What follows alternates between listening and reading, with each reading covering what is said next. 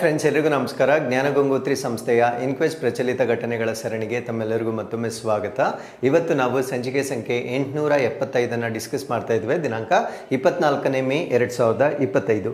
So ಇವತ್ತಿನ updates ಅನ್ನು ತಿಳಿಯೋ ಮುನ್ನ ಕಳೆದ ಸಂಚಿಕೆ 2 ಪ್ರಶ್ನೆಗಳ ಉತ್ತರಗಳು, ಪ್ರಶ್ನೆ ಸಂಖ್ಯೆ 1ಕ್ಕೆ ಆಪ್ಷನ್ ಸಿ ಮತ್ತು ಪ್ರಶ್ನೆ ಸಂಖ್ಯೆ 2ಕ್ಕೆ ಆಪ್ಷನ್ ಎ ಸರಿ ಉತ್ತರವಾಗಿರುತ್ತೆ. ಹಾಗಿದ್ರೆ ಇವತ್ತಿನ ಮೊದಲನೇ ಪ್ರಶ್ನೆಗೆ ಬರೋಣ. ಭಾರತವು ಯಾವ ಯೋಜನೆ ಅಡಿಯಲ್ಲಿ ತನ್ನ ಮೊದಲ ಹಸಿರು ಅನಿಲ ಅಥವಾ ಹಸಿರು ಮನೆ ಅನಿಲ ಹೊರಸೂಸುವಿಕೆ ತೀವ್ರತೆಯ ಗುರಿಯನ್ನು ಪರಿಚಯಿಸಿದೆ? Under which scheme has India introduced it's first ever green house gas emission intensity targets ಅನ್ನೋದು ನಮ್ಮ ಪ್ರಶ್ನೆ ಆಗಿರುತ್ತೆ. So this is very important article for your essay writing, ಪ್ರಬಂಧ ಬರವಣಿಗೆ. ಸೊ ಎನ್ವೈರನ್ಮೆಂಟ್ ರಿಲೇಟೆಡ್ ಇಶ್ಯೂಸ್ ಕೊಟ್ಟಾಗ ಅಥವಾ ಏರ್ ಪೊಲ್ಯೂಷನ್ ರಿಲೇಟೆಡ್ ಇಶ್ಯೂಸ್ ಕೊಟ್ಟಾಗ compulsory ಈ ಒಂದು ಆರ್ಟಿಕಲ್ ಅನ್ನು ನೀವು ವೇ ಫಾರ್ವರ್ಡ್ ಅಲ್ಲಿ ಇನ್ಕ್ಲೂಡ್ ಮಾಡಬಹುದಾಗಿರುತ್ತೆ. ಬಿಕಾಸ್ ನಮ್ಮ ಭಾರತ ದೇಶದಲ್ಲಿ ಪ್ರಪ್ರಥಮ ಬಾರಿಗೆ ಸೊ ಈ ಒಂದು ಇಂಡಸ್ಟ್ರೀಸ್ಗಳಿಗೆ ಸಂಬಂಧಪಟ್ಟಂತೆ ಅವರು ಹೊರಸೂಸ್ತಕ್ಕಂಥ ಗ್ರೀನ್ ಹೌಸ್ ಗ್ಯಾಸಸ್ ಅಥವಾ ಹಸಿರು ಮನೆ ಅನಿಲಗಳೇನಿರುತ್ತೆ ಸೊ ಅದನ್ನ ಎಷ್ಟು ಪರ್ಸೆಂಟೇಜ್ ರಿಡ್ಯೂಸ್ ಮಾಡಬೇಕಂತಕ್ಕಂಥ ಒಂದು ಕಡ್ಡಾಯವಾಗಿರ್ತಕ್ಕಂಥ ಟಾರ್ಗೆಟ್ ಅನ್ನ ನೀಡಲಿಕ್ಕೆ ಪ್ರಾರಂಭಿಸಿದೆ. ಸೊ ಆ ಒಂದು ಟಾರ್ಗೆಟ್ಸ್ ಏನೇನು ಅನ್ನೋದನ್ನ ಈ ಆರ್ಟಿಕಲ್ ಅಲ್ಲಿ ನಾವು ಡಿಸ್ಕಸ್ ಮಾಡ್ತೇವೆ. ಬಟ್ ಅದಕ್ಕಿಂತ ಮುಂಚೆ ಸೊ ಈ ಒಂದು ಗುರಿಗಳು ಅಥವಾ ಟಾರ್ಗೆಟ್ಸ್ ಅನ್ನ ಯಾವ ಸ್ಕೀಮ್ ನ ಅಡಿಯಲ್ಲಿ ಕೇಂದ್ರ ಸರ್ಕಾರ ಇಂಪ್ಲಿಮೆಂಟ್ ಮಾಡ್ತಾ ಇದೆ ಅನ್ನೋದು ನಮ್ಮ ಪ್ರಶ್ನೆ ಆಗಿರುತ್ತೆ. ಸೊ ಈ ಪ್ರಶ್ನೆಗೆ ಸರಿಯಾದ ಉತ್ತರ ಇಂಗಾಲದ ಕ್ರೆಡಿಟ್ ವ್ಯಾಪಾರ ಯೋಜನೆ ಅಥವಾ ಕಾರ್ಬನ್ ಕ್ರೆಡಿಟ್ ಟ್ರೇಡಿಂಗ್ ಸ್ಕೀಮ್ ಅಂತ ಹೇಳ್ತೇವೆ. ಈ ಕಾರ್ಬನ್ ಕ್ರೆಡಿಟ್ ಟ್ರೇಡಿಂಗ್ ಸ್ಕೀಮ್ ಅಂದ್ರೆ ಏನು ಅಂತ ಕೂಡ ನಾನು ಇಲ್ಲಿ ಎಕ್ಸ್ಪ್ಲೇನ್ ಮಾಡ್ತೇನೆ. ಅದ್ರ ಜೊತೆಗೆ ಸೊ ಈ ಒಂದು ಗ್ರೀನ್ ಹೌಸ್ ಗ್ಯಾಸ್ ಎಮಿಷನ್ ಇಂಟೆನ್ಸಿಟಿಯನ್ನ ಯಾವ ಇಂಡಸ್ಟ್ರಿಗಳಿಗೆ ಎಷ್ಟು ಪರ್ಸೆಂಟೇಜ್ ರಿಡ್ಯೂಸ್ ಮಾಡಬೇಕಾಗಿರುತ್ತೆ, ಸೊ ಯಾವ ವರ್ಷವನ್ನ ಇಲ್ಲಿ ಬೇಸ್ ಇಯರ್ ಆಗಿ ತಗೊಂಡಿದ್ದಾರೆ, ಮೂಲ ವರ್ಷ ಅಂತ ಹೇಳ್ತೇವೆ. ಸೊ ಆ ಬೇಸ್ ಇಯರ್ ಆಗಿ ಯಾವ ವರ್ಷವನ್ನ ತೆಗೆದುಕೊಂಡಿದ್ದಾರೆ. ಫಾರ್ ಎಕ್ಸಾಂಪಲ್ ನೀವು ಎಕಾನಮಿಯಲ್ಲಿ ಓದಿರ್ತೀರಾ, ಬೇಸ್ ಇಯರ್ಗೆ ನಾವು ನಮ್ಮ GDP ಅನ್ನ ಹೋಲಿಕೆ ಮಾಡ್ತೇವೆ. ಸೊ ಅದೇ ರೀತಿ ನಮ್ಮ ಎಮಿಷನ್ ಏನಿರುತ್ತೆ ಅದಕ್ಕೆ ಒಂದು ಬೇಸ್ ಇಯರ್ ಅನ್ನ ತಗೊಂಡಿದ್ದಾರೆ. ಸೊ ಯಾವ ಬೇಸ್ ಇಯರ್ಗೆ ಕಂಪೇರ್ ಮಾಡಿಕೊಂಡು ನಾವು ಗ್ರೀನ್ ಹೌಸ್ ಗ್ಯಾಸಸ್ ಅನ್ನ ಎಮಿಷನ್ ಅನ್ನ ಕಡಿಮೆ ಮಾಡ್ತಕ್ಕಂಥ ಗುರಿಯನ್ನ ಸೊ ಕೇಂದ್ರ ಸರ್ಕಾರ ಈಗ ಅನೌನ್ಸ್ ಮಾಡಿರುತ್ತೆ. ಸೊ ಅದರ ಬಗ್ಗೆ ನಾವಿಲ್ಲಿ ಸಂಪೂರ್ಣವಾಗಿ ಡಿಸ್ಕಸ್ ಮಾಡೋಣ. So India sets first ever green house gas emission intensity target. So ನಮ್ಮ ಭಾರತ ದೇಶ ಮೊಟ್ಟ ಮೊದಲ ಬಾರಿಗೆ ಹಸಿರು ಮನೆ ಅನಿಲ ಹೊರಸೂಸುವಿಕೆ ತೀವ್ರತೆಯ ಗುರಿಗಳನ್ನ ನಿಗದಿಪಡಿಸಿರ್ತಕ್ಕಂಥದ್ದನ್ನ ನಾವು ನೋಡಬಹುದಾಗಿರುತ್ತೆ. ಸೊ ಈ ಒಂದು ನಿಗದಿಪಡಿಸಿರ್ತಕ್ಕಂಥ ಗುರಿಗಳೇನಿರುತ್ತೆ so this comes under carbon credit trading scheme ಅಂತ ಹೇಳ್ತೇವೆ. ಸೊ ಇದನ್ನ ಕಾರ್ಬನ್ ಕ್ರೆಡಿಟ್ ಟ್ರೇಡಿಂಗ್ ಸ್ಕೀಮ್ ಏನಿದೆ, ಇನ್ ಶಾರ್ಟ್ ನಾವು ಇದನ್ನ CCTS ಅಂತ ಹೇಳ್ತೇವೆ. ಸೊ ಇದರ ಅಡಿಯಲ್ಲಿ ಇಂಪ್ಲಿಮೆಂಟ್ ಮಾಡ್ತಾ ಇರ್ತಕ್ಕಂಥದ್ದನ್ನ ನಾವು ನೋಡಬಹುದಾಗಿರುತ್ತೆ. ನಾವು what you mean by carbon market? So carbon market ಬಗ್ಗೆ ನಮಗೆ ಸ್ವಲ್ಪ ಮಾಹಿತಿ ಇರಬೇಕಾಗಿರುತ್ತೆ. ಸೊ ಕಾರ್ಬನ್ ಮಾರ್ಕೆಟ್ ಅಂದ್ರೆ imagine we have 2 industries. So emitter number A ಮತ್ತೆ ಎಮಿಟರ್ ಬಿ, 2 ಕೈಗಾರಿಕೆಗಳನ್ನ ನಾವು ನೋಡ್ತಾ ಇದ್ದೇವೆ. ಸೊ 2 ಕೈಗಾರಿಕೆಗಳಿಗೆ ಅವುಗಳು ಉತ್ಪಾದನೆ ಮಾಡತಕ್ಕಂಥ ಉತ್ಪನ್ನಗಳ ಆಧಾರದ ಮೇಲೆ ಸೊ ಇವರಿಗೆ ಎಷ್ಟು ಕಾರ್ಬನ್ ಅನ್ನ ಎಮಿಟ್ ಮಾಡಬಹುದು ಅಂತಕ್ಕಂಥ ಒಂದು ಲಿಮಿಟ್ಸ್ ಅನ್ನ ಕೊಟ್ಟಿರ್ತಾರೆ. ಸೊ 2 ಕಂಪನೀಸ್ಗಳಿಗೆ, ಫಾರ್ ಎಕ್ಸಾಂಪಲ್ ಸೊ ಕಂಪನಿ ಎಗೂ ಅಥವಾ ಇಂಡಸ್ಟ್ರಿ ಎಗೂ ತನ್ನದಾದ ಲಿಮಿಟ್, ಇಂಡಸ್ಟ್ರಿ ಬಿಗೂ ತನ್ನದೇ ಆಗಿರ್ತಕ್ಕಂಥ ಲಿಮಿಟ್ ಅನ್ನ ಕೊಟ್ಟಿರ್ತಾರೆ. ಸೊ ಇಮ್ಯಾಜಿನ್ ಇಂಡಸ್ಟ್ರಿ ಎ ತನ್ನ ಲಿಮಿಟ್ ಏನಿದೆ ಅದಕ್ಕಿಂತ ಜಾಸ್ತಿ ಎಮಿಷನ್ ಅನ್ನ ಮಾಡ್ತಾ ಇದೆ. ಸೊ ಇಂಡಸ್ಟ್ರಿ ಬಿ ತನ್ನ ಲಿಮಿಟ್ ಏನಿದೆ ಅದಕ್ಕಿಂತ ಕಡಿಮೆ ಎಮಿಷನ್ಸ್ ಅನ್ನ ಮಾಡಿದೆ. ಅಂದ್ರೆ ಸೊ ಇಷ್ಟು ಅದನ್ನ ಸೇವ್ ಮಾಡಿದೆ.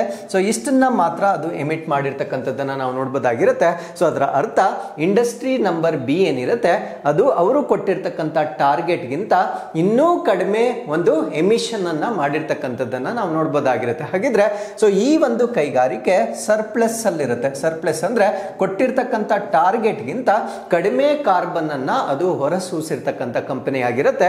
ಬಟ್ ಈ ಒಂದು ಇಂಡಸ್ಟ್ರಿ ಎ ಏನಿರುತ್ತೆ ಟಾರ್ಗೆಟ್ ಗಿಂತ ಹೆಚ್ಚಿನ ಹಸಿರು ಮನೆ ಇಂಧನವನ್ನ ಅಥವಾ ಗ್ರೀನ್ ಹೌಸ್ ಗ್ಯಾಸ್ ಅನ್ನ ಅವರು ರಿಲೀಸ್ ಮಾಡಿರ್ತಾರೆ. ಸೊ ಇವಾಗ ಏನಾಗುತ್ತೆ ಅಂದ್ರೆ ಕಾರ್ಬನ್ ಮಾರ್ಕೆಟ್ ನ ಒಂದು ವ್ಯವಸ್ಥೆಯ ಪ್ರಕಾರ so industry A industry B ಇಂದ ಕ್ರೆಡಿಟ್ಸ್ ಅನ್ನ ಅವರು ಪರ್ಚೇಸ್ ಮಾಡಬೇಕಾಗಿರುತ್ತೆ.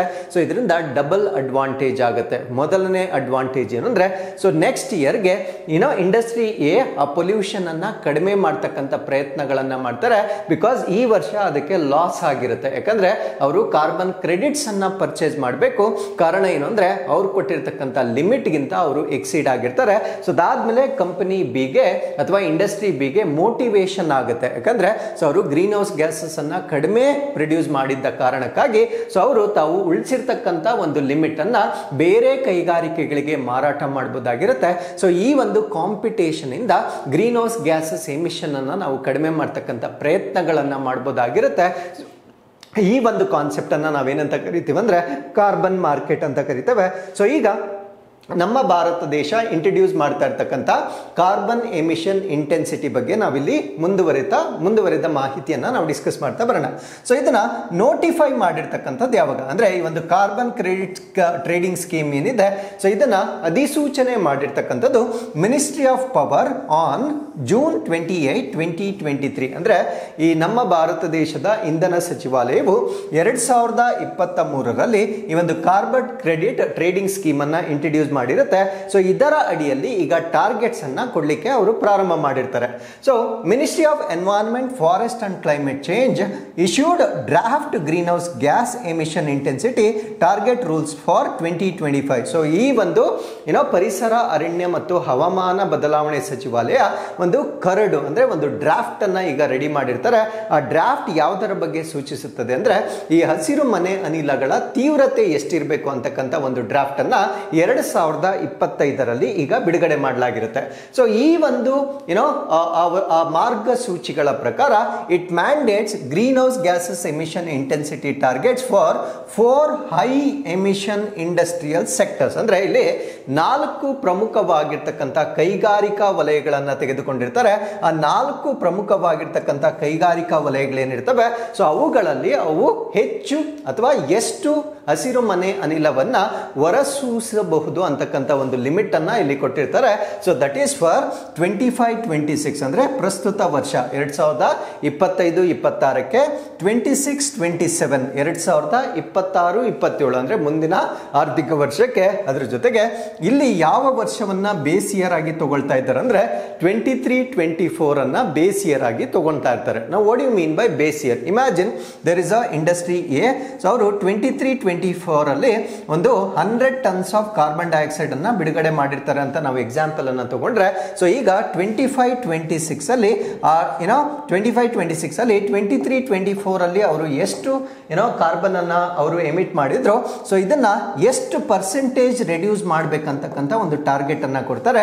ಸೊ ಅದನ್ನೇ ನಾವೇನಂತ ಹೇಳ್ತೀವಿ ಅಂದ್ರೆ ಬೇಸ್ ಇಯರ್ ಅಂತ ಕರಿತೇವೆ. ಬಿಕಾಸ್ ನಮ್ಗೊಂದು ಡೇಟಾ ಇರಬೇಕು, ಎಷ್ಟು ಎಮಿಟ್ ಮಾಡ್ತಾ ಇದ್ದಾರೆ, ಆ ಡೇಟಾದ ಪ್ರಕಾರ ಅವರಿಗೆ ಎಷ್ಟು ಟಾರ್ಗೆಟ್ ಅನ್ನ ಕೊಡಬೇಕು ಅಂತಕ್ಕಂಥ ಒಂದು ಮಾಹಿತಿ ಇರಬೇಕಾಗಿರುತ್ತೆ. ಸೊ ಆ ಒಂದು ಮಾಹಿತಿಗಾಗಿ 2023 ಮತ್ತು 24 ಬೇಸ್ ಇಯರ್ ಆಗಿ ಇಲ್ಲಿ ಕನ್ಸಿಡರ್ ಮಾಡಲಾಗಿರುತ್ತೆ. ಹಾಗಿದ್ರೆ what is the targets anta ನಾವು ನೋಡೋದಾದ್ರೆ, this is most important. So the draft rules apply to 282 industrial plants across 4 sectors. ಅಂದ್ರೆ 4 ವಲಯಗಳಲ್ಲಿ 282 ಕೈಗಾರಿಕಾ ಸ್ಥಾವರಗಳಿಗೆ ಸೊ ಈ ಒಂದು ಲಿಮಿಟ್ಸ್ ಅಂತಕ್ಕಂಥದ್ದನ್ನ ಇನ್ಮೇಲೆ ಅಪ್ಲೈ ಮಾಡ್ತಾ ಇದ್ದಾರೆ. ಸೊ ಒಟ್ಟು ಈ ಸಂಖ್ಯೆ ಕೂಡ ನಿಮಗೆ ಗೊತ್ತಿರಬೇಕಾಗಿರುತ್ತೆ. ಸೊ 286 ಇಂಡಸ್ಟ್ರಿಯಲ್ ಪ್ಲಾಂಟ್ಸ್ ಅಂದ್ರೆ ಸ್ಥಾವರಗಳಿಗೆ ಸಂಬಂಧಪಟ್ಟಂತೆ ಸೊ ಈ ಲಿಮಿಟ್ಸ್ ಅನ್ನ ಈಗ ಕರಡಿನಲ್ಲಿ ಅವರು ಎಕ್ಸ್ಪ್ರೆಸ್ ಮಾಡಿ ಇದರಲ್ಲಿ ಅಲ್ಯೂಮಿನಿಯಂ ಇಂಡಸ್ಟ್ರಿಗಳಿಗೆ ಸಂಬಂಧಪಟ್ಟಂತೆ 13 ಎಂಟಿಟೀಸ್ ಅಥವಾ ಘಟಕಗಳನ್ನ ನೋಡಬಹುದಾಗಿರುತ್ತೆ. ಸಿಮೆಂಟ್ ಕಾರ್ಖಾನೆಗಳಿಗೆ ಸಂಬಂಧಪಟ್ಟಂತೆ 186 ಎಂಟಿಟೀಸ್ ಅನ್ನ ನೋಡಬಹುದು. ಕ್ಲೋರ್ ಆಲ್ಕಲಿ ಅಂದ್ರೆ ಕ್ಲೋರಿನ್ ಮತ್ತೆ ಆಲ್ಕಲಿಗೆ ಸಂಬಂಧಪಟ್ಟಂತೆ 30 ಎಂಟಿಟಿಗಳನ್ನ, ಪಲ್ಪ್ ಮತ್ತೆ ಪೇಪರ್ ಅಥವಾ ಸರಳವಾಗಿ ಹೇಳೋದಾದ್ರೆ ಕಾಗದದ ಕಾರ್ಖಾನೆಗಳು ಅಂತ ನಾವೇನ್ ಕರೀತೇವೆ, ಸೊ ಇದರಲ್ಲಿ 53 ಎಂಟಿಟೀಸ್ ಗಳಿಗೆ ಈಗ ಟಾರ್ಗೆಟ್ ಅನ್ನ ನೀಡಲಾಗಿರುತ್ತೆ.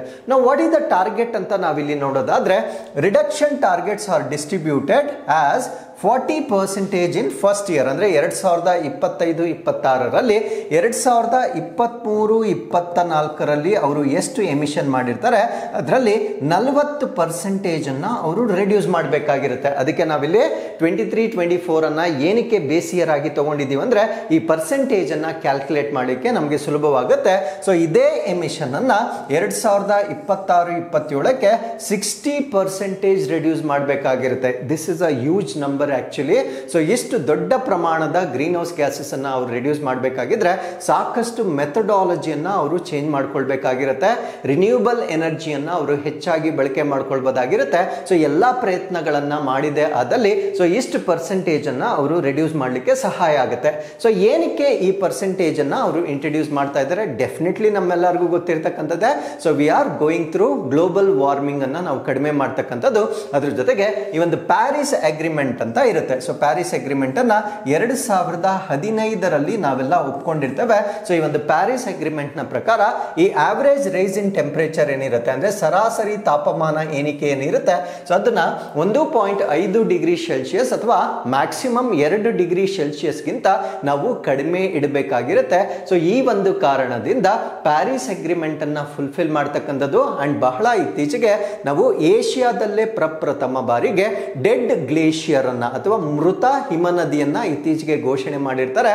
ಸೊ ಕಾರಣ ಏನು ಅಂದ್ರೆ ಅದಕ್ಕೂ ಕೂಡ ಗ್ರೀನ್ ಹೌಸ್ ಗ್ಯಾಸಸ್ ಕಾರಣವಾಗಿರುತ್ತೆ. ಅದನ್ನ ಹಿಂದಿನ ವಿಡಿಯೋದಲ್ಲಿ ನಾನು ಡಿಸ್ಕಸ್ ಮಾಡಿದ್ದೇನೆ. ಹಾಗಿದ್ರೆ ಯಾರಾದ್ರೂ ಆ ವಿಡಿಯೋವನ್ನ ನೋಡಿದ್ದೆ ಅದಲ್ಲಿ ಸೊ ಏಷ್ಯಾದ ಪ್ರಪ್ರಥಮ ಡೆಡ್ ಗ್ಲೇಷಿಯರ್ ಯಾವುದು ಅನ್ನೋದನ್ನ ನೀವು ಕಮೆಂಟ್ಸ್ ಅಲ್ಲಿ ತಿಳಿಸಬಹುದಾಗಿರುತ್ತೆ. ಸೊ ಎಲ್ಲಾ ಬದಲಾವಣೆಗಳು ನಮ್ಗೆ ಏನನ್ನ ಸೂಚಿಸ್ತಾ ಇದೆ ಅಂದ್ರೆ ಈ ಜಾಗತಿಕ ತಾಪಮಾನ ಅಂತಕ್ಕಂಥದ್ದು ಹೆಚ್ಚಾಗ್ತಾ ಇರೋದನ್ನ ಸೂಚಿಸ್ತಾ ಇದೆ. ಸೊ ಅದನ್ನ ಕಡಿಮೆ ಮಾಡಲಿಕ್ಕೆ ಈ ರೀತಿಯ ಪ್ರಯತ್ನಗಳನ್ನ ನಮ್ಮ ಭಾರತ ಸರ್ಕಾರ ಮಾಡ್ತಾ ಇರ್ತಕ್ಕಂಥದ್ದನ್ನ ನಾವಿಲ್ಲಿ ಗಮನಿಸಬಹುದಾಗಿರುತ್ತೆ. So with this let's get into question number 2. ರಷ್ಯಾದ S-400 ನಂತೆಯೇ ಭಾರತವು ಅಭಿವೃದ್ಧಿಪಡಿಸುತ್ತಿರುವ ಸ್ಥಳೀಯ ದೀರ್ಘ ಶ್ರೇಣಿಯ ಮೇಲ್ಮೈಯಿಂದ ಆಕಾಶಕ್ಕೆ ಚಿಮ್ಮುವ ಕ್ಷಿಪಣಿ ವ್ಯವಸ್ಥೆಯ ಹೆಸರೇನು? So what is the name of the indigenous long range surface to air missile system being developed by India similar to Russian S-400? So ರಷ್ಯಾದಿಂದ ನಾವು S-400 ಏರ್ ಡಿಫೆನ್ಸ್ ಅನ್ನ ನಾವು ಖರೀದಿ ಮಾಡಿರ್ತೇವೆ. ಸೊ ಇತ್ತೀಚೆಗೆ ಆಗಿರ್ತಕ್ಕಂಥ ಆಪರೇಷನ್ ಸಿಂಧೂರದ ಸಮಯದಲ್ಲೂ ಕೂಡ ಸೊ ಇದು ನಮಗೆ ಬಹಳ ಉಪಯುಕ್ತವಾಗಿರ್ತಕ್ಕಂಥದ್ದನ್ನ ನಾವು ನೋಡಬಹುದಾಗಿರುತ್ತೆ. ಸೊ ಈ ಒಂದು ಅಡ್ವಾಂಟೇಜ್ ಅನ್ನ ಮನಗಂಡ ಭಾರತ ಸರ್ಕಾರ ಸೊ S-400 ಏನಿದೆ ಈ ರೀತಿಯ ಒಂದು ಡಿಫೆನ್ಸ್ ಸಿಸ್ಟಮ್ ಏನಿರುತ್ತೆ ಸೊ ಅದೇ ರೀತಿಯ ಮಾದರಿಯನ್ನ ನಮ್ಮ ಭಾರತ ದೇಶದಲ್ಲಿಯೇ ಉತ್ಪತ್ತಿ ಮಾಡ್ತಕ್ಕಂಥ ಒಂದು ಪ್ರಯತ್ನವನ್ನ ಮಾಡ್ತಾ ಇದೆ. ಹಾಗಿದ್ರೆ ಆ ಹೊಸ ಸಿಸ್ಟಮ್ಗೆ ಏನಂತ ನಾಮಕರಣ ಮಾಡಿದೆ ಅನ್ನೋದು ನಮ್ಮ ಪ್ರಶ್ನೆ ಆಗಿರುತ್ತೆ. ಸೊ ಈ ಪ್ರಶ್ನೆಗೆ ಸರಿಯಾದ ಉತ್ತರ ಪ್ರಾಜೆಕ್ಟ್ ಕುಶಾ ಅಂತ ಇದಕ್ಕೆ ನಾಮಕರಣ ಮಾಡಲಾಗಿರುತ್ತೆ. ಹಾಗಿದ್ರೆ ಈ ಒಂದು ಆರ್ಟಿಕಲ್ ಅಲ್ಲಿ ನಾವು S-400 ಬಗ್ಗೆ ಮತ್ತೆ ಪ್ರಾಜೆಕ್ಟ್ ಕುಶಾ ಬಗ್ಗೆ ಹೆಚ್ಚಿನ ಮಾಹಿತಿಯನ್ನ ಸಂಪೂರ್ಣವಾಗಿ ನಾವಿಲ್ಲಿ ಡಿಸ್ಕಸ್ ಮಾಡೋಣ. ಫಸ್ಟ್ ಅಂಡ್ ಫಾರ್ಮೋಸ್ಟ್ S-400 ಬಗ್ಗೆ ನಾವಿಲ್ಲಿ ಚರ್ಚೆ ಮಾಡೋಣ. S-400 ಅಂತಕ್ಕಂಥದ್ದು ಈ ರೀತಿ ಒಂದು ಟ್ರಕ್ ಅಲ್ಲಿ ಅದನ್ನ ಕಂಪ್ಲೀಟ್ ಆಗಿ ಅಸೆಂಬಲ್ ಮಾಡಿರ್ತಾರೆ.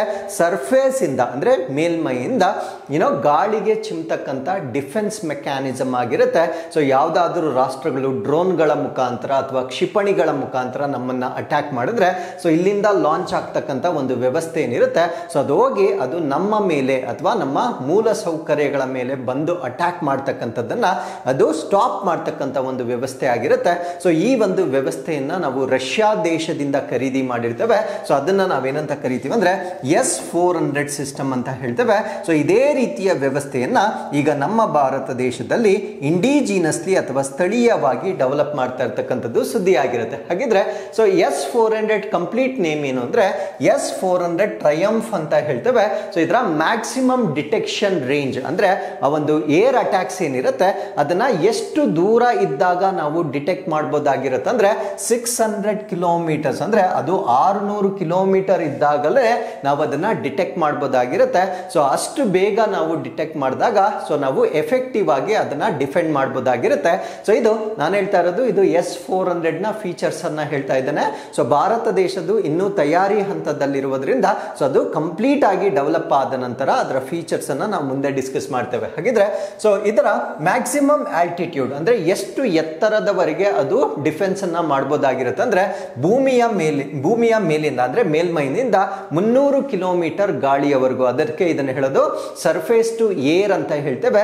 ಭೂಮಿಯ ಮೇಲ್ಮೈನಿಂದ 30 ಕಿಲೋಮೀಟರ್ ವರೆಗೂ ಅದು ಏರ್ ಡಿಫೆನ್ಸ್ ಅನ್ನ ಒದಗಿಸ್ತಕ್ಕಂಥ ಒಂದು ವ್ಯವಸ್ಥೆ ಆಗಿರುತ್ತೆ.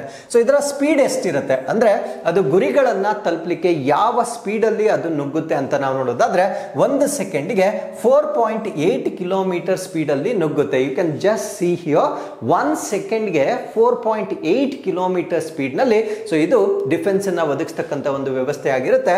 And targets engaged simultaneously up to 36 ಅಂದ್ರೆ 36 ಅಟ್ಯಾಕ್ ಗಳನ್ನ ಒಂದೇ ಸಾರಿ ಶಮನ ಮಾಡತಕ್ಕಂಥ ಒಂದು ಕೆಪಾಸಿಟಿಯನ್ನ ಸೊ ಈ ಒಂದು S-400 ನಲ್ಲಿ ನಾವು ನೋಡಬಹುದಾಗಿರುತ್ತೆ. ಸೊ ಇಷ್ಟು ಬೇಸಿಕ್ ಇನ್ಫಾರ್ಮೇಶನ್ ನಮಗೆ S-400 ಬಗ್ಗೆ ಗೊತ್ತಿರಬೇಕಾಗಿರುತ್ತೆ. ಹಾಗಿದ್ರೆ S-400 ಅನ್ನ ನಮ್ಮ ಭಾರತ ದೇಶದ ಯಾವ ಯಾವ ಭಾಗಗಳಲ್ಲಿ ನಾವು ಇರಿಸಿದ್ದೇವೆ ಅಂತ ನಾವು ನೋಡೋದಾದ್ರೆ so across the border so ನಮ್ಮ ಸೆನ್ಸಿಟಿವ್ ಏರಿಯಾಸ್ ಯಾವ್ದು ಇರುತ್ತೆ, POK ಆಗಿರ್ಬೋದು, ಸೊ ಇಲ್ಲಿ ಚೈನಾದೊಂದಿಗೆ ಇರ್ತಕ್ಕಂಥ ಒಂದು ಸಮಸ್ಯೆ ಆಗಿರ್ಬೋದು, ಅಕ್ರಾಸ್ ಕಂಪ್ಲೀಟ್ ಪಾಕಿಸ್ತಾನ ಏನಿದೆ ಸೊ ಇಲ್ಲೆಲ್ಲ ನಾವು S-400 S400 ಅನ್ನ ನಾವು ನೋಡಬಹುದಾಗಿರುತ್ತೆ. ಇವನ್ ಅರುಣಾಚಲ ಪ್ರದೇಶಕ್ಕೆ ಸಂಬಂಧಪಟ್ಟಂತೆ ಕೂಡ ಇತ್ತೀಚೆಗೆ ಚೈನಾ ತನ್ನ ಕ್ಲೇಮ್ಸ್ ಅನ್ನ ಮಾಡುತ್ತಿರುವ ಕಾರಣದಿಂದ ಸೊ ಈ ಭಾಗದಲ್ಲೂ ಕೂಡ ನಾವು S400 ಅನ್ನ ಇಟ್ಟಿರ್ತಕ್ಕಂಥದ್ದನ್ನ ನಾವು ಗಮನಿಸಬಹುದಾಗಿರುತ್ತೆ. ಸೊ ಈಗ ಇದು ರಷ್ಯಾದ ಒಂದು ತಂತ್ರಜ್ಞಾನವಾಗಿರೋದ್ರಿಂದ ಸೊ ಇದೇ ರೀತಿಯ ತಂತ್ರಜ್ಞಾನವನ್ನ ನಮ್ಮ ಭಾರತ ದೇಶದಲ್ಲಿ ಅಭಿವೃದ್ಧಿ ಪಡಿಸ್ತಕ್ಕಂಥ ಒಂದು ಯೋಜನೆಯನ್ನ ಸೊ ಈಗ ನಮ್ಮ ಭಾರತ ರಾಷ್ಟ್ರ ಮಾಡ್ತಾ ಇರ್ತಕ್ಕಂಥದ್ದು ಸುದ್ದಿಯಲ್ಲಿರುತ್ತೆ. ಸೊ ಇದರ ಉದ್ದೇಶ ಏನು ಅಂದ್ರೆ ಟು ರೆಡ್ಯೂಸ್ ಡಿಪೆಂಡೆನ್ಸಿ, ಅಂದ್ರೆ ಬೇರೆ ರಾಷ್ಟ್ರಗಳ ಮೇಲೆ ನಮ್ಮ ಅವಲಂಬನೆಯನ್ನ ಕಡಿಮೆ ಮಾಡ್ತಕ್ಕಂಥ ಒಂದು ಪ್ರಯತ್ನವಾಗಿರುತ್ತೆ. ಸೊ ಈ S400 ಅಂತಕ್ಕಂಥದ್ದನ್ನ ನಾವು ರಷ್ಯಾದಿಂದ ಅಕ್ವೈರ್ ಮಾಡ್ಕೊಂಡಿರ್ತೇವೆ. ಸೊ ಇದನ್ನ ಪಾಕಿಸ್ತಾನ್ ಮತ್ತು ಚೈನಾದಿಂದ ನಮಗೆ ಬರ್ಬೋದಾಗಿರ್ತಕ್ಕಂಥ ಥ್ರೆಟ್ಸ್ ಏನಿದೆ ಸೊ ಅದನ್ನ ಡಿಫೆಂಡ್ ಮಾಡಲಿಕ್ಕೆ ಪ್ರಸ್ತುತವಾಗಿ S400 ಸಿಸ್ಟಮ್ ಅನ್ನ ನಾವು ಬಳಕೆ ಮಾಡ್ತಾ ಇದ್ದೇವೆ. ಹಾಗಿದ್ರೆ ಈ ಪ್ರಾಜೆಕ್ಟ್ ಕುಶ್ ಬಗ್ಗೆ ನಾವೀಗ ಹೆಚ್ಚಿನ ಮಾಹಿತಿಯನ್ನ ಡಿಸ್ಕಸ್ ಮಾಡೋದಾದ್ರೆ ಸೊ ಇದರ ಡೆವಲಪ್ಮೆಂಟ್ ಅನ್ನ ಲೀಡ್ ಮಾಡ್ತಾ ಇರ್ತಕ್ಕಂಥವ್ರು ಯಾರು, ನೇತೃತ್ವ ವಹಿಸ್ತಾ ಇರ್ತಕ್ಕಂಥವ್ರು ಯಾರು ಅಂತ ನಾವು ನೋಡೋದಾದ್ರೆ DRDO, ನಮ್ಮ ಭಾರತ ದೇಶದ ರಕ್ಷಣಾ ಸಂಶೋಧನೆ ಮತ್ತೆ ಅಭಿವೃದ್ಧಿ ಸಂಸ್ಥೆ ಇದರ ನೇತೃತ್ವವನ್ನ ವಹಿಸಿರುತ್ತೆ. ಸೊ ಇದು highly advanced air defence system ಆಗಿರುತ್ತೆ, ಅಂದ್ರೆ ಅತ್ಯಂತ ಸುಧಾರಿತವಾಗಿರ್ತಕ್ಕಂಥ ಉನ್ನತ ತಂತ್ರಜ್ಞಾನಗಳನ್ನ ಹೊಂದಿರತಕ್ಕಂಥ ವೈಮಾನಿಕ ಬೆದರಿಕೆಗಳನ್ನ ಎದುರಿಸಬಹುದಾಗಿರ್ತಕ್ಕಂಥ ಒಂದು ವ್ಯವಸ್ಥೆಯಾಗಿ ಇದನ್ನ ಡೆವಲಪ್ ಮಾಡ್ತಾ ಇದ್ದಾರೆ. ಸೊ ಈ ಒಂದು ವ್ಯವಸ್ಥೆ ಡ್ರೋನ್ ಅಟ್ಯಾಕ್ಸ್ ಆಗಿರ್ಬೋದು, ಏರ್ ಕ್ರಾಫ್ಟ್ಸ್ ಆಗಿರ್ಬೋದು ಮತ್ತೆ ಈ ಒಂದು ಮಿಸೈಲ್ಸ್ ಅಥವಾ ಕ್ಷಿಪಣಿಗಳಾಗಿರ್ಬೋದು, ಈ ಎಲ್ಲ ರೀತಿಯ ಒಂದು ಅಟ್ಯಾಕ್ ಗಳನ್ನ ಎಫೆಕ್ಟಿವ್ ಆಗಿ ಡಿಫೆಂಡ್ ಮಾಡ್ತಕ್ಕಂಥ ಒಂದು ವ್ಯವಸ್ಥೆ ಆಗಿರುತ್ತೆ. ಸೊ ಈ ಒಂದು ವ್ಯವಸ್ಥೆಯನ್ನ ಡೆವಲಪ್ ಮಾಡ್ತಕ್ಕಂಥ ಒಂದು ಕಂಪನಿಯನ್ನ ನಾವು ಭಾರತ್ ಎಲೆಕ್ಟ್ರಾನಿಕ್ಸ್ ಲಿಮಿಟೆಡ್ ಅಂತ ಹೇಳ್ತೇವೆ. ಸೊ ಇವರು ಈ ಕುಶಾಗೆ ಬೇಕಾಗಿರ್ತಕ್ಕಂಥ ರಡಾರ್ಸ್ ಅನ್ನ ಮತ್ತು ಕಂಟ್ರೋಲ್ ಸಿಸ್ಟಮ್ ಅನ್ನ BEL ವತಿಯಿಂದ ಡೆವಲಪ್ ಮಾಡ್ತಕ್ಕಂಥ ಒಂದು ಒಪ್ಪಂದವನ್ನ ಮಾಡಿಕೊಡ್ಲಾಗಿರುತ್ತೆ. ಸೊ ಇದರ ಟೋಟಲ್ ಎಕ್ಸ್ಪೆಂಡಿಚರ್ ಎಷ್ಟಾಗುತ್ತೆ ಅಂದ್ರೆ 40,000 crores. So this is what is more crucial here. So ಇಷ್ಟು ಹಣವನ್ನ ನಾವು ಬೇರೆ ರಾಷ್ಟ್ರದವರಿಂದ ಖರೀದಿ ಮಾಡುವ ಬದಲು ನಮ್ಮಲ್ಲೇ ಉತ್ಪತ್ತಿಯಾದರೆ ಸೊ ಅದರ ಸಾಕಷ್ಟು ವೆಚ್ಚವನ್ನ ನಾವು ರೆಡ್ಯೂಸ್ ಮಾಡಬಹುದಾಗಿರುತ್ತೆ. ಅದ್ರ ಜೊತೆಗೆ ನಮ್ಮಲ್ಲಿರ್ತಕ್ಕಂಥ ಫಾರಿನ್ ಎಕ್ಸ್ಚೇಂಜ್ ಅನ್ನ ನಾವು ಹೆಚ್ಚಾಗಿ ಸೇವ್ ಮಾಡ್ತಕ್ಕಂಥ ಒಂದು ವ್ಯವಸ್ಥೆ ಕೂಡ ಇದಾಗುತ್ತೆ. ಸೊ ಇದು 2028-29ಕ್ಕೆ ಕಂಪ್ಲೀಟ್ ಆಗಿ ಆಪರೇಷನಲೈಸ್ ಆಗ್ತಕ್ಕಂಥ ಒಂದು ಸಾಧ್ಯತೆಯನ್ನ ಕೂಡ ನಾವಿಲ್ಲಿ ಗಮನಿಸಬಹುದಾಗಿರುತ್ತೆ. So with this let's get into question number 3. Bharat ಸರ್ಕಾರದ ನಂತರ ಕೊಂಕಣ ರೈಲ್ವೆನಲ್ಲಿ ಅತಿ ಹೆಚ್ಚು ಪಾಲನ್ನ ಹೊಂದಿರುವ ರಾಜ್ಯ ಯಾವುದು? So which of the following States held the highest stake in Konkan railway after government of India? So Konkan railway ಅಂತಕ್ಕಂಥದ್ದು ಕೆಲವು ರಾಜ್ಯಗಳು ಸೇರಿ ಮ್ಯಾನೇಜ್ ಮಾಡ್ತಾ ಇರ್ತಕ್ಕಂಥ ಒಂದು ರೈಲ್ವೆ ಆಗಿರುತ್ತೆ. ಸೊ ಇದು ಯಾಕೆ ಸುದ್ದಿಯಲ್ಲಿದೆ ಅನ್ನೋದನ್ನ ನಾನು ಮುಂದೆ ಡಿಸ್ಕಸ್ ಮಾಡ್ತೇನೆ. ಬಟ್ ಅದಕ್ಕಿಂತ ಮುಂಚೆ ಈ ಸ್ಟೇಟ್ಗಳು ಅಂತ ಬಂದಾಗ ಗವರ್ಮೆಂಟ್ ಆಫ್ ಇಂಡಿಯಾವನ್ನ ಹೊರತುಪಡಿಸಿ ರಾಜ್ಯಗಳಲ್ಲಿ ಹೈಯೆಸ್ಟ್ ಶೇರ್ ಅನ್ನ ಹೊಂದಿದ್ದಂತಹ ರಾಜ್ಯ ಯಾವುದು ಅನ್ನೋದು ನಮ್ಮ ಪ್ರಶ್ನೆ ಆಗಿರುತ್ತೆ. ಸೊ ಈ ಪ್ರಶ್ನೆಗೆ ಸರಿಯಾದ ಉತ್ತರ ಮಹಾರಾಷ್ಟ್ರ ಅತ್ಯಂತ ಹೆಚ್ಚಿನ ಸ್ಟೇಕ್ ಅನ್ನ ಹೊಂದಿರತಕ್ಕಂಥ ಒಂದು ರಾಜ್ಯವಾಗಿತ್ತು. ಸೊ ಇದರ ಬಗ್ಗೆ ನಾವು ಪ್ರಶ್ನೆಯನ್ನ ಕೊಡ್ಲಿಕ್ಕೆ ಕಾರಣ ಏನು ಅಂದ್ರೆ Konkan railway to merge with Indian railway. So Konkan railway ಏನಿರುತ್ತೆ ಸೊ ಇದನ್ನ ಈಗ ಭಾರತೀಯ ರೈಲ್ವೆದೊಂದಿಗೆ ವಿಲೀನಗೊಳಿಸ್ತಾ ಇರ್ತಕ್ಕಂಥದ್ದನ್ನ ನಾವು ನೋಡಬಹುದಾಗಿರುತ್ತೆ. ಹಾಗಿದ್ರೆ ಕೊಂಕಣ್ ರೈಲ್ವೆ ಎಲ್ಲಿಂದ ಸ್ಟಾರ್ಟ್ ಆಗುತ್ತೆ? So you can see here. So ಮಹಾರಾಷ್ಟ್ರದ ಈ ಭಾಗದಲ್ಲಿ ಅಂದ್ರೆ ಮುಂಬೈನಿಂದ ಸ್ಟಾರ್ಟ್ ಆಗಿ ಸೊ ಇದು ನಮ್ಮ ಕರ್ನಾಟಕ, ಗೋವಾ ಈ ಭಾಗದಲ್ಲಿ ಈವನ್ ಕೇರಳವರೆಗೂ ರೀಚ್ ಆಗುತ್ತೆ. ಸೊ ಈ ಒಂದು ರೈಲ್ವೆ ವ್ಯವಸ್ಥೆಯನ್ನ ನಾವೇನಂತ ಕರಿತೀವಿ ಅಂದ್ರೆ ಕೊಂಕಣ್ ರೈಲ್ವೆ ಅಂತ ಹೇಳ್ತೇವೆ. ಸೊ ಇದು ಪ್ರಸ್ತುತವಾಗಿ ಸಾಕಷ್ಟು ನಷ್ಟದಲ್ಲಿ ಇರುವ ಕಾರಣದಿಂದ ಸೊ ಇದನ್ನ ಇಂಡಿಯನ್ ರೈಲ್ವೇಸ್ ಜೊತೆಗೆ ಮರ್ಜ್ ಮಾಡ್ತಾ ಇರ್ತಕ್ಕಂಥದ್ದನ್ನ ನಾವು ನೋಡಬಹುದಾಗಿರುತ್ತೆ. ಸೊ ಇನ್ನು ಮುಂದೆ India's Konkan railway corporation limited ಏನಿರುತ್ತೆ ಇದನ್ನ ನಾವು KRCL ಅಂತ ಹೇಳ್ತೇವೆ. So this is going to be merging with Indian railways ಜೊತೆಗೆ approved from all shareholder states. ಅಂದ್ರೆ ಇಷ್ಟು ದಿನ ಒಂದು ರಾಜ್ಯ ಮಾತ್ರ ಇದಕ್ಕೆ ಅಪ್ರೂವಲ್ ಅನ್ನ ಕೊಟ್ಟಿರಲಿಲ್ಲ. ಈಗ ಎಲ್ಲಾ ರಾಜ್ಯಗಳು ಅಂಗೀಕಾರವನ್ನ ಕೊಟ್ಟಿರುವ ಕಾರಣದಿಂದ ಸೊ ಇದನ್ನ ಭಾರತೀಯ ರೈಲ್ವೆ ಜೊತೆಗೆ ಈಗ ವಿಲೀನವನ್ನ ಮಾಡ್ತಾ ಇದ್ದಾರೆ. So what is the back ground of Konkan railway? ಇದರ ಹಿನ್ನೆಲೆ ಏನು ಅಂತ ನಾವು ನೋಡೋದಾದ್ರೆ ಕೊಂಕಣ್ ರೈಲ್ವೆಯನ್ನ ಎಸ್ಟಾಬ್ಲಿಷ್ ಮಾಡಿರ್ತಕ್ಕಂಥದ್ದು 1990 ಸ್ಥಾಪನೆ ಮಾಡಲಾಗಿರುತ್ತೆ. ಸೊ ಇದನ್ನ ನಾವು ಸ್ಪೆಷಲ್ ಪರ್ಪಸ್ ವೆಹಿಕಲ್ ಅಂತ ಹೇಳ್ತೇವೆ. ಅಂದ್ರೆ ವಿಶೇಷವಾಗಿ ಒಂದು ಆಸಕ್ತಿಯ ಮೇರೆಗೆ ಡೆವಲಪ್ ಆಗಿರ್ತಕ್ಕಂಥ ಒಂದು ರೈಲ್ವೆ ವ್ಯವಸ್ಥೆ ಆಗಿರುತ್ತೆ. ಸೊ ಇದು ಮಿನಿಸ್ಟ್ರಿ ಆಫ್ ರೈಲ್ವೆ ಅಡಿಯಲ್ಲಿನೇ ಬರುತ್ತೆ, ಬಟ್ ಇದನ್ನ ಕೆಲವೊಂದು ರಾಜ್ಯಗಳು ಮ್ಯಾನೇಜ್ ಮಾಡ್ತಾ ಇದ್ದಂತಹ ಒಂದು ರೈಲ್ವೆ ಆಗಿರುತ್ತೆ. ಸೊ ಇದು ಒಂದು ಜಾಯಿಂಟ್ ವೆಂಚರ್ ಆಗಿರುತ್ತೆ, ಅಂದ್ರೆ ಜಂಟಿ ಉದ್ಯಮವಾಗಿ ಇದನ್ನ ಪ್ರಾರಂಭ ಮಾಡ್ತಾರೆ. ಸೊ ಇದರಲ್ಲಿ ಗವರ್ಮೆಂಟ್ ಆಫ್ ಇಂಡಿಯಾ ಸ್ಟೇಕ್ಸ್ ಬಂದು 51% ಭಾರತ ಸರ್ಕಾರದ ಶೇರ್ ಇರುತ್ತೆ. ಸೊ ಅದಾದ್ಮೇಲೆ ಮಹಾರಾಷ್ಟ್ರ 22%, ಕರ್ನಾಟಕ 15%, ಗೋವಾ ಮತ್ತೆ ಕೇರಳ ತಲಾ 6% ಸ್ಟೇಕ್ಸ್ ಅನ್ನ ಹೊಂದಿರತಕ್ಕಂಥದ್ದನ್ನ ನಾವು ನೋಡಬಹುದಾಗಿರುತ್ತೆ. ಸೊ ಇದು ಟೋಟಲ್ ಎಷ್ಟು ಉದ್ದ ಇರುತ್ತೆ ಅಂದ್ರೆ 741 ಕಿಲೋಮೀಟರ್ಸ್ ರೈಲ್ವೆ ಲೈನ್ ಆಗಿರುತ್ತೆ. ಸೊ ಮಹಾರಾಷ್ಟ್ರದ ರೋಹಾದಿಂದ ಪ್ರಾರಂಭವಾಗಿ ಮಂಗಳೂರು ಕರ್ನಾಟಕದ ಮುಖಾಂತರ ಕೇರಳವರೆಗೂ ಕನೆಕ್ಟ್ ಆಗ್ತಕ್ಕಂಥ ಒಂದು ರೈಲ್ವೆ ರೂಟ್ ಆಗಿರುತ್ತೆ. ಸೊ ಈ ಒಂದು ರೈಲ್ವೆ ಮಾರ್ಗದಲ್ಲಿ 91 ಟನಲ್ಸ್ ಅಂದ್ರೆ 91 ಸುರಂಗಗಳನ್ನ 2000 ಬ್ರಿಡ್ಜಸ್ ಅಥವಾ ಸೇತುವೆಗಳನ್ನ ನಾವು ನೋಡಬಹುದಾಗಿರುತ್ತೆ. So what is the reason? As I told you before, limited resources ಅಂದ್ರೆ ಅದರ ರೆವಿನ್ಯೂ ಏನಿರುತ್ತೆ ಸೊ ಅದು ತುಂಬಾ ಸೀಮಿತವಾಗಿರೋದ್ರಿಂದ ಇದನ್ನ ಅಪ್ಗ್ರೇಡ್ ಮಾಡಲಿಕ್ಕೆ ಆಗ್ತಾ ಇಲ್ಲ. ಸೊ ಈ ಕಾರಣದಿಂದ ಸೊ ಇದನ್ನ ಇಂಡಿಯನ್ ರೈಲ್ವೇಸ್ ಜೊತೆಗೆ ಮರ್ಜ್ ಅನ್ನ ಮಾಡ್ತಾ ಇದ್ದಾರೆ. ಸೊ ಇದರಿಂದ it allow KRCL to access Indian railway investment pool, ಅಂದ್ರೆ ಭಾರತೀಯ ರೈಲ್ವೆ ಇರತಕ್ಕಂತ ಒಂದು ಬಂಡವಾಳ ಹೂಡಿಕೆ ಏನಿರುತ್ತೆ ಸೊ ಅದನ್ನ ಇನ್ನು ಮುಂದೆ KRCL ಅಲ್ಲಿ ಬಳಸಿಕೊಳ್ಳುವ ಮುಖಾಂತರ ಸೊ ಈ ಒಂದು ರೈಲ್ವೆ ವ್ಯವಸ್ಥೆಯನ್ನ ಉತ್ತಮಗೊಳಿಸ್ತಕ್ಕಂಥದ್ದು ಈ ಒಂದು ವಿಲೀನ ವ್ಯವಸ್ಥೆಯ ಒಂದು ಆಬ್ಜೆಕ್ಟಿವ್ ಆಗಿರುತ್ತೆ. ಸೊ ಈ ಒಂದು ವಿಲೀನ ವ್ಯವಸ್ಥೆಗೆ ಕೊನೆಯದಾಗಿ ಅಂಗೀಕಾರವನ್ನ ಕೊಟ್ಟಿರ್ತಕ್ಕಂಥ ಶೇರ್ ಹೋಲ್ಡಿಂಗ್ ಸ್ಟೇಟ್ ಯಾವ್ದಾಗಿರುತ್ತೆ ಅಂದ್ರೆ ಮಹಾರಾಷ್ಟ್ರ ಕೊನೆಯದಾಗಿ ತನ್ನ ಅಂಗೀಕಾರವನ್ನ ಸೂಚಿಸಿರ್ತಕ್ಕಂಥ ಒಂದು ರಾಜ್ಯವಾಗಿ ನಾವು ನೋಡಬಹುದಾಗಿರುತ್ತೆ. So with this let's get into question number 4. Mysuru sandal soap ತಯಾರಿಸುವ ಕಂಪನಿಯನ್ನು ಯಾವ ವರ್ಷದಲ್ಲಿ ಸ್ಥಾಪಿಸಲಾಯಿತು? In which year was the company that manufactures Mysuru sandal soap established? So ಈ ಪ್ರಶ್ನೆಗೆ ಸರಿಯಾದ ಉತ್ತರ 1916ರಲ್ಲಿ ಮೈಸೂರು ಸ್ಯಾಂಡಲ್ ಸೋಪ್ ಅನ್ನ ತಯಾರಿ ಮಾಡ್ತಕ್ಕಂಥ ಕಂಪನಿಯನ್ನ ಪ್ರಾರಂಭ ಮಾಡಲಾಗಿರುತ್ತೆ. ಸೊ ಇದು ಸುದ್ದಿಯಲ್ಲಿರ್ಲಿಕ್ಕೆ ಕಾರಣ ಏನು ಅಂದ್ರೆ ಆಕ್ಟರ್ ತಮನ್ನಾ ಭಾಟಿಯಾವನ್ನ ಸೊ ಈಗ KSDLಗೆ ಈ ಮೈಸೂರು ಸ್ಯಾಂಡಲ್ ಪ್ರಾಡಕ್ಟ್ಸ್ ಅನ್ನ ಪ್ರಮೋಟ್ ಮಾಡಲಿಕ್ಕೆ ಬ್ರ್ಯಾಂಡ್ ಅಂಬಾಸಿಡರ್ ಆಗಿ ಆಯ್ಕೆ ಮಾಡ್ಕೊಂಡಿರ್ತಾರೆ. ಸೊ ಈ ನಿಟ್ಟಿನಲ್ಲಿ ನಾವು ಈ ಮೈಸೂರು ಸ್ಯಾಂಡಲ್ ಸೋಪ್ ನ ಬಗ್ಗೆ ಹೆಚ್ಚಿನ ಮಾಹಿತಿಯನ್ನ ಡಿಸ್ಕಸ್ ಮಾಡೋಣ.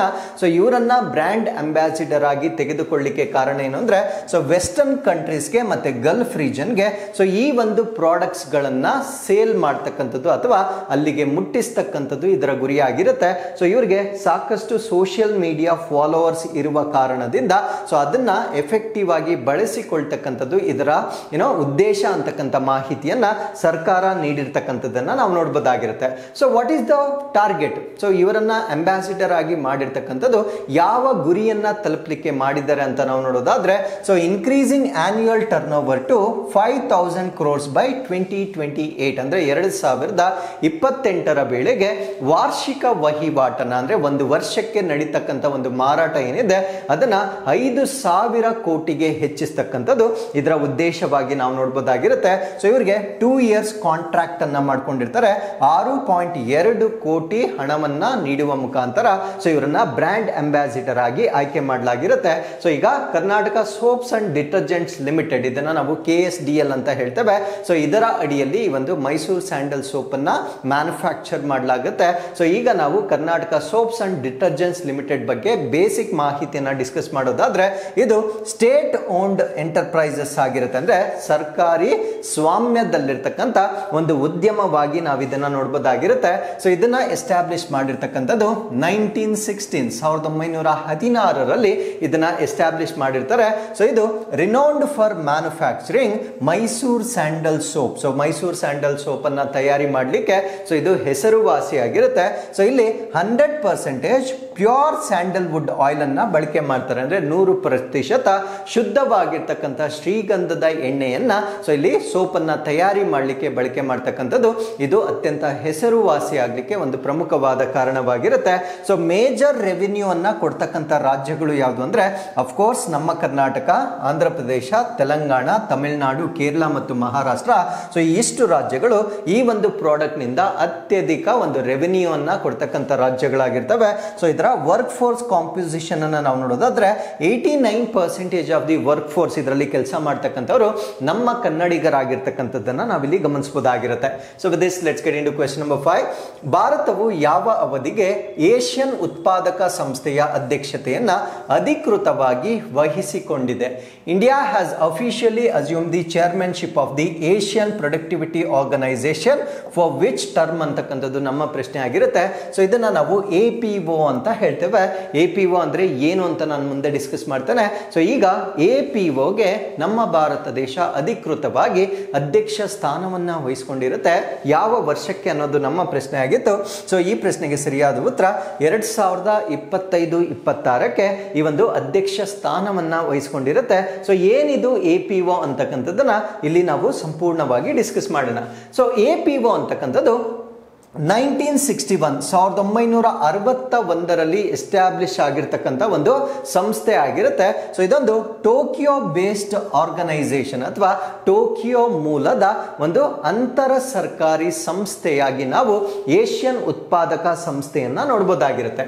ಸೊ ಇದರ ಉದ್ದೇಶ ಏನು, ಯಾವ ಕಾರಣಕ್ಕಾಗಿ APO ಅನ್ನ ಸ್ಥಾಪನೆ ಮಾಡಿದ್ದಾರೆ ಅಂತ ನಾವು ನೋಡೋದಾದ್ರೆ, it promotes productivity enhancement across Asia Pacific region through mutual cooperation and capacity building ಅಂತ ಕರೀತೇವೆ. ಅಂದ್ರೆ ಪರಸ್ಪರ ಸಹಕಾರವನ್ನ ನೀಡುವುದರೊಂದಿಗೆ ಮತ್ತು ಆ ದೇಶಗಳ ಸಾಮರ್ಥ್ಯವನ್ನ ಹೆಚ್ಚು ಮಾಡುವ ಪ್ರಯತ್ನಗಳನ್ನ ಮಾಡುವ ಮುಖಾಂತರ ಏಷ್ಯಾ ಪೆಸಿಫಿಕ್ ಪ್ರದೇಶದಾದ್ಯಂತ ಉತ್ಪಾದಕತೆಯನ್ನ ಹೆಚ್ಚು ಮಾಡತಕ್ಕಂಥ ಪ್ರಯತ್ನವನ್ನ ಈ ಒಂದು ಸಂಸ್ಥೆಯ ಮುಖಾಂತರ ಮಾಡಲಾಗುತ್ತೆ.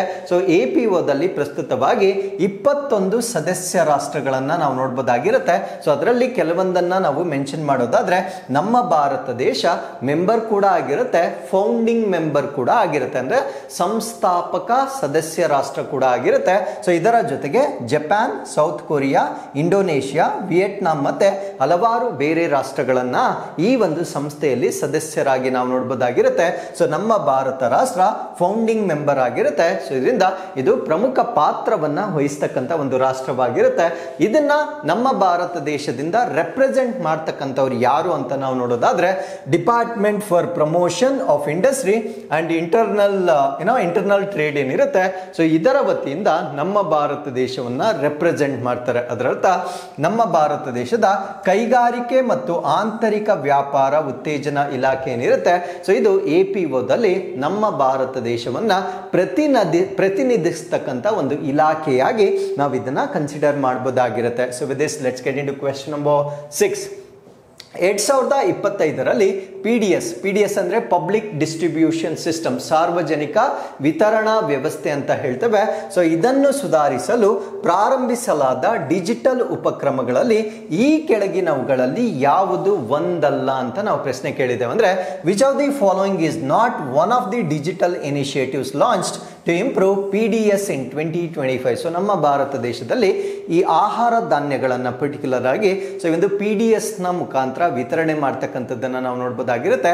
ಈ ಪಬ್ಲಿಕ್ ಡಿಸ್ಟ್ರಿಬ್ಯೂಷನ್ ಸಿಸ್ಟಮ್ ಅಂತಕ್ಕಂಥದ್ದು ಸಾಕಷ್ಟು ಲೂಪ್ ಹೋಲ್ಸ್ ಗಳಿಂದ ಕೂಡಿರುತ್ತೆ.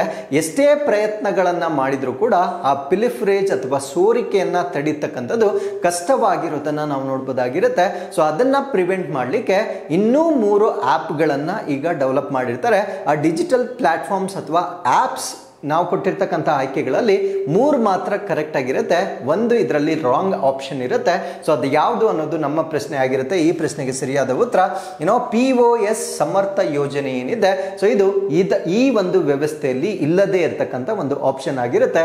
ಹಾಗಿದ್ರೆ ನಮ್ಮ ಭಾರತ ದೇಶ ಈಗ ಡಿಪೋ ದರ್ಪಣ್ ಪೋರ್ಟಲ್ ಅನ್ನ ಲಾಂಚ್ ಮಾಡಿದೆ, ಅನ್ನ ಮಿತ್ರ ಅನ್ನ ಲಾಂಚ್ ಮಾಡಿದೆ, ಮತ್ತೆ ಅನ್ನ ಸಹಾಯವನ್ನ ಲಾಂಚ್ ಮಾಡಿರುತ್ತೆ. ಸೊ ಈ 3 ಇನಿಷಿಯೇಟಿವ್ಸ್ ಅನ್ನ ಅಥವಾ ಇಂಟರ್ವೆನ್ಷನ್ಸ್ ಅನ್ನ ಈಗ ಲಾಂಚ್ ಮಾಡಿರುತ್ತೆ.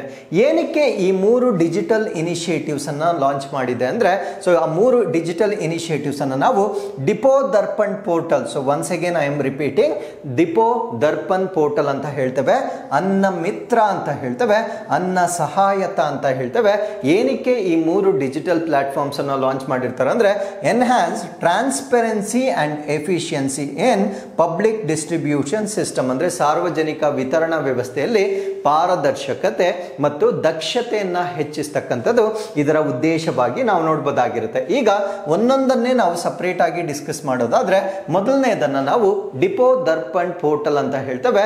ಇದು self assessment and monitoring tool for food grain depots. ಅಂದ್ರೆ ಈ ಆಹಾರ ಧಾನ್ಯಗಳನ್ನ ಸಂಗ್ರಹಣೆ ಮಾಡ್ತಕ್ಕಂಥ ಡಿಪೋಗಳು ಏನಿರ್ತವೆ, ಸೊ ಇವರಿಗೆ ಸ್ವಯಂ ಮೌಲ್ಯಮಾಪನ ಮತ್ತು ಮೇಲ್ವಿಚಾರಣೆ ಸಾಧನವಾಗಿ ಈ ಡಿಪೋ ದರ್ಪಣ್ ಪೋರ್ಟಲ್ ಅನ್ನ ಡೆವಲಪ್ ಮಾಡಿರ್ತಾರೆ.